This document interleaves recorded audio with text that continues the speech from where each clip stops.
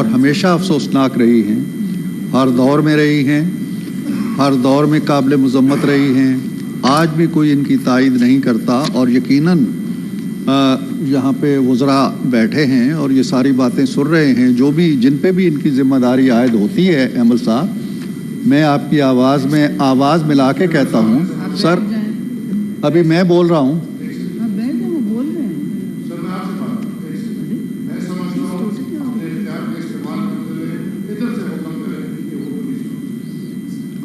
تو میں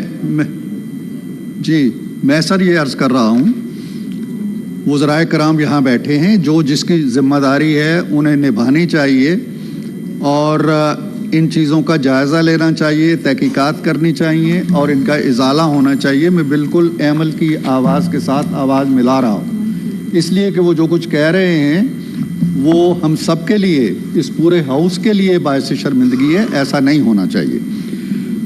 جہاں تک شیری رحمان صاحبہ کی قرارداد جس پہ پورے ایوان نے دستخط کیے ہیں، میرے بہت ہی عزیز دوست علی ظفر کے استثناء کے ساتھ، یہ سر واقعی ہمارے لیے ایک بہت افتخار کا لمحہ تھا، اعزاز کا لمحہ تھا، وقار کا لمحہ تھا.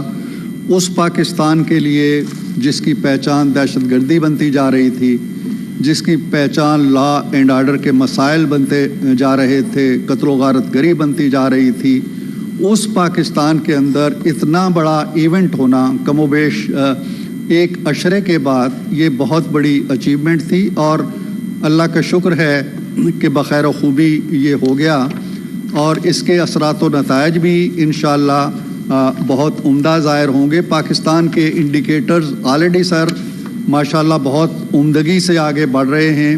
معیشت ٹھیک ہو رہی ہے، انفلیشن 6.9 پہ آئی ہے، زر مبادلہ کے ذخائر بڑھے ہیں، تجارت بڑھی ہے، سٹاک ایکسچینج میں بہتری آئی ہے. تو بہت سی چیزیں بہتر ہو رہی ہیں. ہمیں جس چیز میں زیادہ میرا خیال ہے توجہ دینی چاہیے وہ ہے ہماری سیاسی ہم آہنگی. سیاسی بدامنی اور سیاسی انتشار جو ہے وہ ساری بیماریوں کی ایک جڑ ہوتی ہے سر.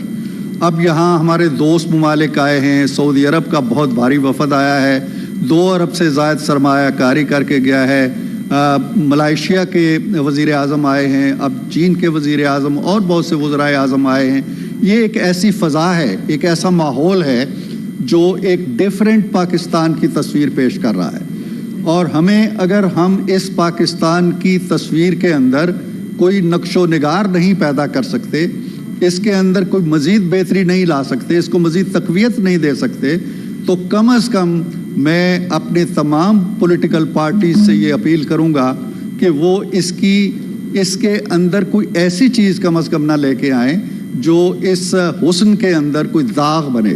میں پی ٹی آئی کا بے حد شکر گزار ہوں، ان لوگوں سے بھی زیادہ جنہوں نے اس کی تائید کی ہے کہ انہوں نے جو اپنی کال دی ہوئی تھی عین 15 تاریخ کو جب یہ ایونٹ ہونا تھا، تو ان کا بہت بڑا احسان ہے، بہت بڑی کرم فرمائی ہے اس قوم کے ساتھ بھی، اس ملک کے ساتھ بھی، اور اس قوم کے ساتھ اور اس عوام کے ساتھ بھی، کہ انہوں نے وہ کال واپس لے لی. ہم بہت دیر تک ان کا یہ احسان یاد رکھیں گے. دوسرا جو کل انہوں نے پھر ایک کال دی ہوئی ہے، واللہ عالم وہ کس چیز پہ ہے، ان کے مذاکرات تو ابھی چل رہے ہیں. میرا خیال ہے کہ مولانا کی جماعت جو ہے وہ گفتگو کر رہی ہے ان سے، تو وہ قبل از وقت کال دے کے انہوں نے پھر ماحول کو پھر اسی سڑکوں کی طرف لے جانے کی کوشش کی ہے. تو جو ہم آہنگی، جو خلوص، جو پاکستان کا عزت و وقار عالمی سطح پہ اجاگر ہو رہا ہے، ہم چاہیں گے کہ وہ اپنے مطالبات ضرور کریں. ان کو اپنی جماعت کے منشور کے مطابق بھی اور جماعت کے اہداف کے مطابق بھی، جماعت کے مقاصد کے مطابق بھی اپنی حکمت عملی بنانے کا حق حاصل ہے. لیکن ایسی حکمت عملی نہ ہو جو پاکستان کے مفادات کو زخم پہنچائے. جیسے آئی ایم ایف کے معاہدے کی اگر خلاف ورزی کرنی ہے، یا امریکہ کی کانگریس سے جا کے کوئی قرارداد منظور کرانی ہے، یا برطانوی ہاؤس آف لارڈز میں ہم نے چلے جانا ہے، یا کہیں یہ چیزیں پاکستان ان کا بھی اتنا ہی ہے جتنا ہمارا ہے. تو کم از کم پاکستان کے چہرے کا وقار بننے والی، حسن بننے والی، نکھار بننے والی چیزیں جو ہیں ان کے اندر وہ ہمارے ساتھ تعاون کریں، اس ملک کے ساتھ تعاون کریں، اس قوم کے ساتھ تعاون کریں اور اس پاکستان کے ساتھ تعاون کریں جو ان کا بھی ہے اور ہمارا بھی ہے۔ بہت شکریہ۔ میں صرف ایک